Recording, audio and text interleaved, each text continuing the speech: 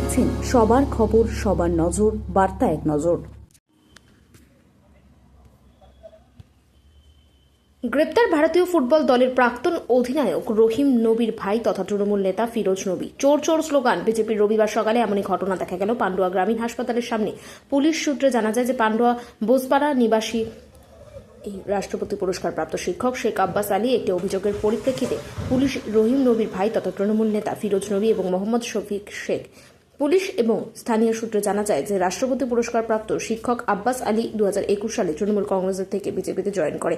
এরপরই সেখানে শুরু হয় বিভিন্ন রকম শারীরিক ও মানসিক অত্যাচার। পরিবারের অভিযোগ 2021 সালে রাজ্যের পুনরায় যখন তৃণমূল কংগ্রেস সরকার গঠন করে সেই সময় শিক্ষক আব্বাস আলীকে পান্ডুয়া কাল্লা রোড সংলগ্ন এলাকায় রাস্তায় ফেলে প্রচণ্ড পরিমাণে বেধড়ক মারধর করে এই বিরাজ নবী এবং শরীফ। এছাড়াও এই দুজনের বিরুদ্ধে বিভিন্ন ব্যক্তিকে শারীরিক এবং মানসিক নিগ্রহ করার অভিযোগ ওঠে। ভোট পরবর্তী হিংসা এমন ঘটনায় আব্বাসবাবু মানসিকভাবে ভেঙে পড়েন এবং 5 বছর কাছে তিনি বাড়ি থেকে বেরোতে পারেন না, কারণ তার সম্মানহানি হওয়ায় তার অভিযোগ উঠেছে তার রাজ্যে 2026 বিধানসভা নির্বাচন সদস্য মিটেছে। সোমবার দুজনকে চুচুড়া আদালতে পেশ করার আগে স্বাস্থ্য পরীক্ষার জন্য দুজনকে পান্ডুয়া গ্রামীণ হাসপাতালে নিয়ে এলে বিজেপির পক্ষ থেকে তাদেরকে চোর চোর স্লোগান দেওয়া হয় এবং তাদের উদ্দেশ্যে ডিম থেরাপি করার লক্ষ্য রাখলেও পান্ডুয়া থানার ভারপ্রাপ্ত আধিকারিক নজরুল ইসলামের তত্ত্বাবধানে তেমন কোনো ঘটনা ঘটাতে পারেনি বিজেপি নেতাকর্মীরা।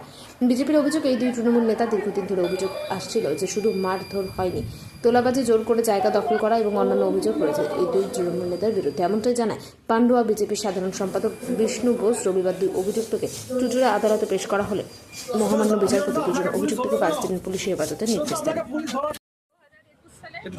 2021 সালে বাবাকে এই যারা অ্যারেস্ট হয়েছে তারা মানে মারধর করেছিল, কাকুমিটারের ওখানে 500 জন লোককে নিয়ে এসেছিল। তো মানে সেই থেকে বাবা একদমই অসুস্থ হয়ে পড়েছিল, মানসিকভাবে শারীরিকভাবে সব দিক দিয়ে পড়েছিল। আর মানে আব্বা আর বেরোতেও পারেনি। ওই হিসাবে আজকে বাবা যে একটা কমপ্লেন করেছে সেই অনুযায়ী ওনারা ঘরে অ্যারেস্ট করা হয়েছে।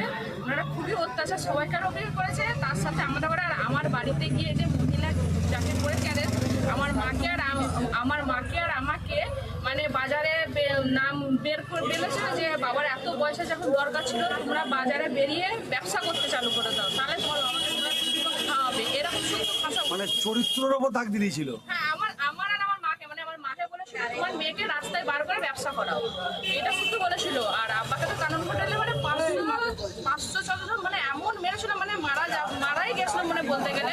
বহুলার এতে মানে হ্যাঁ বহুত দিন হসপিটালে ভর্তি ছিল। এরা যারা মেরেছিল এটা কি কোনো রাজনৈতিক দলের সঙ্গে যুক্ত? হ্যাঁ, রাজনৈতিক তৃণমূলের সাথে যুক্ত ছিল। ওই তৃণমূলের হিসাবে এমনই অত্যাচার করেছে যে মানে বাবাকে বলেছে উনি মুসলিমের নামে কলঙ্কিত। এইটা শুধু বাবাকে শুনতে হয়েছে।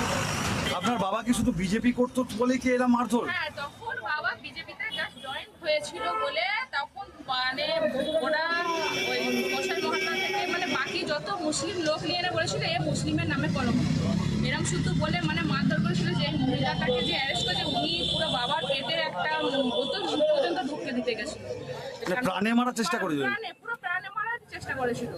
মানে অতিরিক্ত আমার মানে এত অত্যাচার করেছে। তারপরে বাবা তো করেছে, বাবা তখন হসপিটালে আর আমি আমার মা বাড়িতে ছিলাম। তখন বাড়িতে এসেও রাত্রি তখন 9টা-10টার সময় বাড়িতে এসে আমাদের উপরে। দিদি আমরা যেটুকু জানি আপনার বাবা তো রাষ্ট্রপতি পুরস্কার প্রাপ্ত। হ্যাঁ, পুলিশ সেই সময় কোনো কি কমপ্লেন নেয়নি বা সহযোগিতা করেনি? না। কেন, এটা কি শাসক দলের কোনো ভয় বা কিছু মনে করছেন? হ্যাঁ, মানে তখন একটা তৃণমূলের একটা ছিল, জোর ছিল, সেই হিসাবে তারা পুলিশ তখন তৃণমূল পুলিশকে পুরো কিনে নিয়েছিল। আজকের দিনেও মানে আমরা ওইটাই ভাবি যে পুলিশের এখনো পর্যন্ত দেখছি না যে কোনো কিছু সাপোর্ট। আজকে বাবা যে জিনিসটা করলো যে ওনাদের নামে একটা কেস করে আজকে পেয়েছে, আমরা খুব খুশি হয়েছি যে মনে করে মানে তুলে নিয়ে গেছে। কি চাইছেন এখন? এই তো অভিযুক্তরা অ্যারেস্ট হয়েছে, ওনাদের শাস্তি আমরা চাইছি, মানে বলতে গেলে 5 বছর পর। হ্যাঁ, আজকে একটা মানে ইনসাফের দিকটা দেখতে পাচ্ছি, ওটা আমরা খুব খুশি। মানে এতদিন কি ভয়ে ছিলেন আপনারা? হ্যাঁ, ভয়ে ছিলাম, সত্যি করে ভয়ে ছিলাম। মানে খুবই ভয়েতে বাড়ি থেকে বেরোনো। মানে আমার বাবা মানে এই 2021 থেকে এই 2026 পর্যন্ত পুরো ঘরবন্দি হয়ে গেছিল, পুরো একদম মানে বাড়িতে একদম বন্দি ছিল। কেউ কারোর সাথে কথা নেই, নিজের আত্মীয় স্বজনও তার সাথে কথা বলে মানে ডিপ্রেশনে চলে গেছিল। ডিপ্রেশনে চলে গেছে। এখন তাহলে কি চাইছেন, মানে কি ইয়ে হচ্ছে? বুঝে চাইছি তাদের একটু শাস্তি চাইছি, আইনগতভাবে শাস্তি চাইছি। এগুলো যাচ্ছে তারা যেন ভালো মানে ন্যায় বিচার যেন পান। আপনার নামটা? আমার নাম শাহিনা সুলতানা। শাহিনা সুলতানা। আমি শেখ আব্বাস আলী মেয়ে। তাই তো হ্যাঁ, আমরা পান্ডুয়া এসে পান্ডুয়া হসপিটাল সংলগ্ন এলাকায় এসে দেখলাম যে আমাদের জাতীয় শিক্ষক আব্বাস স্যার বলে পরিচিত আমাদের পান্ডুয়ারি বাসিন্দা 2021 সালের পরে ভোট পরবর্তী হিংসায় এই ফিরোজ নবী নামেই যে ব্যক্তি আজকে অ্যারেস্ট হয়েছেন, এই ব্যক্তি বা এদের নেতৃত্বে এই সিন্ডিকেট রাজ যারা চালাতেন তৃণমূলের নেতারা, তাদের নেতৃত্বে এই আব্বাস স্যারের ওপর যেভাবে নির্মম অত্যাচার করা হয়েছিল তারই আজকে ফলস্বরূপ দেখলাম আজকে ওই আব্বাস স্যার এফআইআর করেছিলেন। পান্ডুয়া প্রশাসন ফিরোজকে অ্যারেস্ট করেছেন। ফিরোজ আরও শফিক না রফিকের নাম শুনলাম, দুজনকে অ্যারেস্ট করেছেন।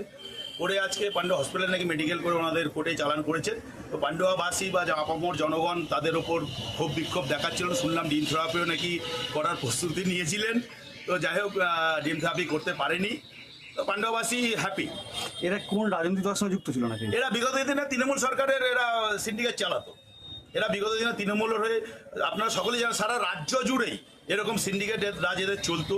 এদের নামে অনেক অভিযোগ আছে। আপনার একটু পান্ডুয়া সাধারণ মানুষ রাস্তার কাছে একটু রিপোর্ট নিয়ে দেখবেন, এরা এই করেই বেরিয়েছে। এদের ভীষণ একটা বড় সিন্ডিকেট রাজ চলতো।